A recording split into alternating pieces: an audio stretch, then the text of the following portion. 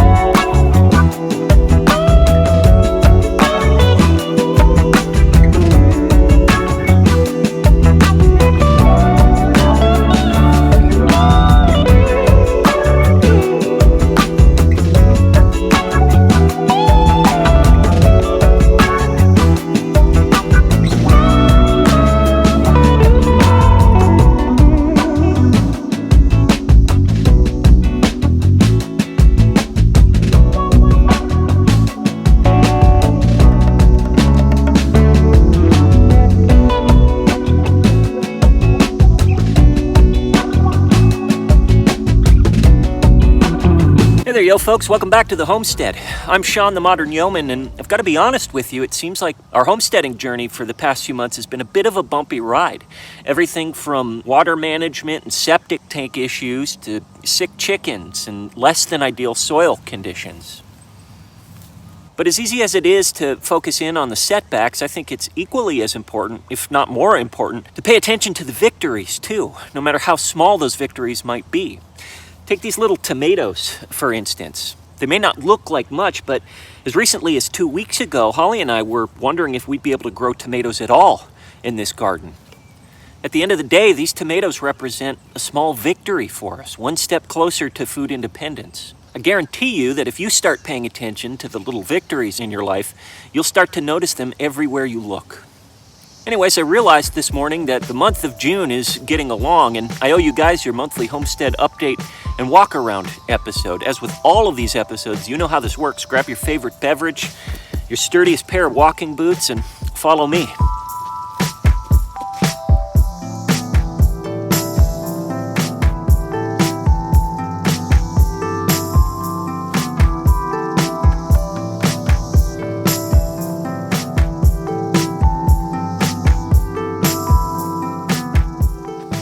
For the first update today, I'd like to chat about our compost pile and some interesting developments that we've noticed.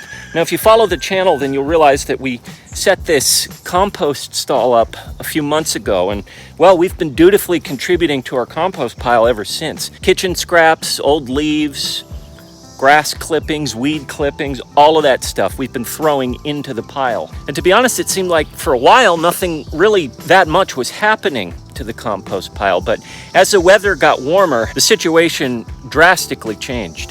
The first interesting development is this. When we initially put this kind of mini compost pile out here, I think it was in March or April, the compost that we did have out here was really foul smelling. It was bad. I'm trying to think of a way to describe the smell to you. It was somewhere between earwax and microwaved cat poop. It was really, really foul. But as the weather got warmer and we started to throw more organic material in there, grass clippings, the old leaves, we actually threw chicken manure in there, sprinkled a little bit of chicken manure in there as well. The smell completely went away, but everything that I've read, that's a good sign. That means the compost is acting the way it should. So as I'm standing here right now, crouching right next to this pile of compost, I can't smell anything. There's zero smell. The second thing that I noticed was as the smell was starting to go away, I began to notice that we've been getting a lot of these little flies gathering in this compost pile. These don't look like normal house flies. They kind of have longer bodies, and after a little bit of research, I learned that these are soldier flies. I'd say that there's hundreds, if not thousands of them colonizing this compost pile. And initially when I saw all these flies, I was a little bit concerned. Does this mean that the compost is faulty somehow? Does this mean that they're attracted to some sort of bad element in the compost and I'm doing something wrong? Well,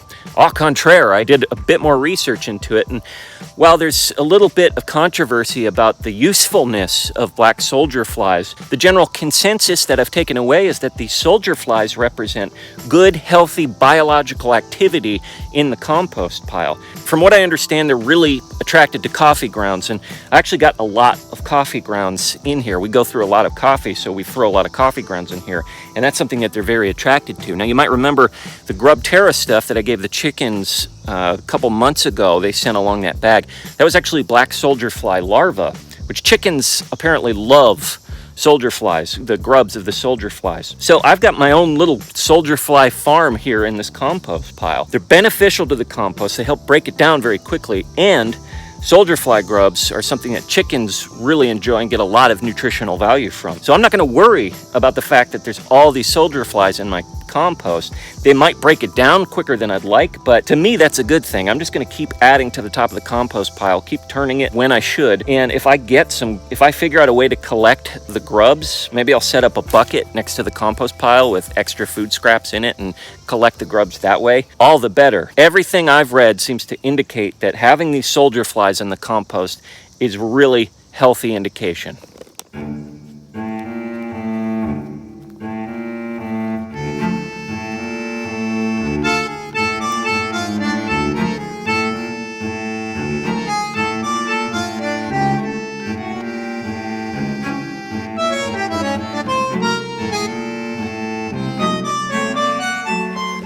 Update number 2 is a mixed bag for us. On the one hand, I'm clearly pretty bummed by how quickly these weeds shot up through the weed cloth that we put down in the garden here, and the thin layer of mulch above that weed cloth. These things, it didn't take them long, these weeds, to pop right up through that stuff. Like I was saying, on the one hand, I'm pretty bummed about that.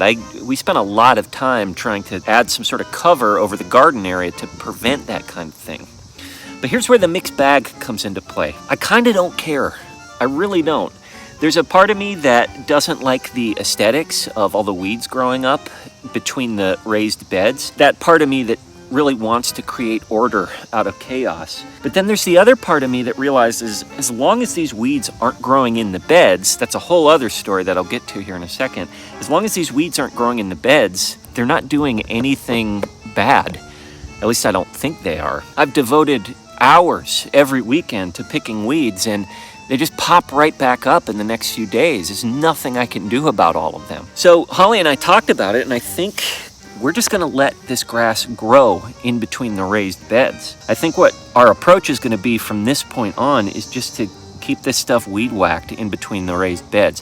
Now, in the raised beds, that's a whole different story. Any sort of weeds or grass that's growing in the growing areas, the stuff where my veggies are growing, that's gotta go. And so we will make a concerted effort and focus our efforts and focus our time on getting rid of those weeds that are in the garden beds, that are in the raised beds. And that actually leads me to where we're sitting right now. Since I've thrown this hay and straw down into these raised beds, the weeds aren't necessarily as big of a problem. One of the things that I think we're going to do here fairly soon, in addition to this hay, is put down some cardboard and sheet mulch. We had that conversation with Billy from Permapastor's Farm the other week, and he recommended that as a good course of action. Now, that sheet mulch will help keep the weeds down in addition to the hay. But speaking of the raised beds, things are actually looking surprisingly good. It wasn't that long ago. It was, a week or 2 weeks ago that we were kind of freaking out and afraid that our garden was going to die and that it was on the brink of not producing anything for us. But as you can see here, things seem to have taken a pretty dramatic turn. Everything's pretty much greened up. Like I talked about in the beginning of the video, we're actually getting tomatoes from our tomato plants. Some of the smaller veggies, the things that like the pepper plants that were yellow and wilty and stunted, they've seemed to have completely turned around. They're still a little bit on the small side, but they're definitely a lot bigger, and some of the peppers are even fruiting out now as well. I've also started to notice things like earthworms in the soil, ladybugs that have been showing up on the plants and eating aphids, even mushrooms that appear in the morning. The mushrooms are one of the things that I've heard mixed things about. On the one hand, people say that it's an indication of too much moisture in your soil, but other folks that I've read have said that mushrooms are actually a really good sign of an active biology in your soil. And I tend to lean towards the latter case because these plants are looking really, really healthy. I'm optimistic, whereas before I wasn't. So I think the garden is heading in a pretty good direction. I'm very happy about that. Since we made a concerted effort to focus in on the healthiness and the biology of the soil, it's really paid off for us. And so, yeah, this still may not be the best yield in our gardening history, but it's our first year here at this location. And so if we can get a decent size yield from this period, we're going to be very happy about it. So anyways, the main update is that, yes, there are weeds growing in between the beds, but we kind of don't care.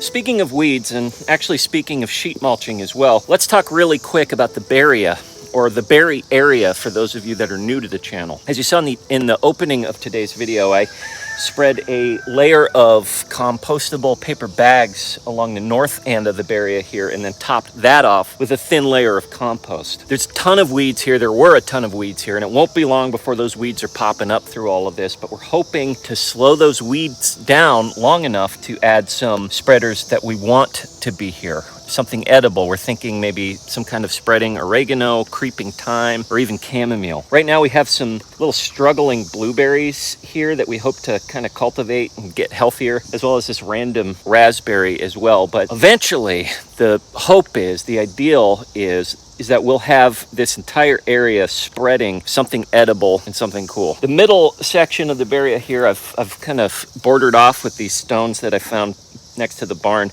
I still need to weed this middle section of the barrier, but if you look hard enough, you can see a couple of raspberries. We've actually planted them in rows here. Some have really taken off and seem to be pretty healthy. There's 2 rows of raspberries that eventually we'd like to get some sort of trellis system up and string them up along this row. Again, they're kind of hard to make out because we still need to weed this middle section, but it will be 2 rows of healthy, vibrant raspberries trellised up. Now the south section of the barrier, I actually did a lot of weeding in, so it's mostly weeded over. The things that you see remaining here are these blueberries. We've got a couple more blueberries here, as well as these creeping strawberries. Now eventually the hope is to get these strawberries creeping out across the whole section of the south end of the barrier, which would be nice if we just had a carpet of strawberries down here.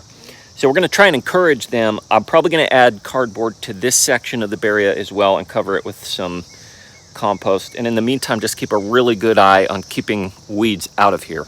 That's all I've got for today, my friends. As I mentioned at the beginning of the video, it's so easy to focus and hone in on the setbacks, the disappointments, the failures. But I'd like to challenge you to take a step back and think about all the victories in your life, no matter how small they might be. You might be surprised at what you come back with. Anyways, thanks for hanging out with me today, guys. And until next time, remember, as always, slowly, slowly.